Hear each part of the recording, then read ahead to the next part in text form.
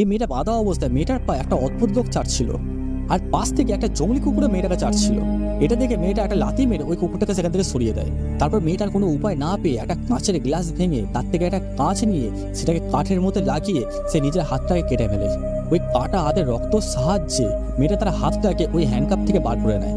তারপর মেয়েটা খাট থেকে নেমে খাটটাকে কষ্ট করে ঠেলে সরিয়ে পায়ে করে ফোনটাকে নেওয়ার চেষ্টা করে, কিন্তু দুর্ভাগ্যবশত ফোনের মধ্যে কোনো নেটওয়ার্ক ছিল না।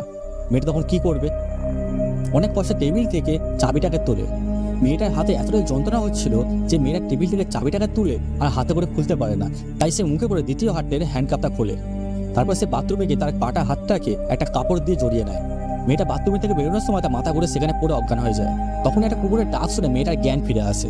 ওই কুকুরটা বাইরে একটা অদ্ভুত লোককে দেখে চিল্লায় আর সেখান থেকে বেরিয়ে পালিয়ে যায়। মেয়েটা বাইরে এসে দেখে একটা অদ্ভুত লোক গেটের সামনে দাঁড়িয়ে আছে।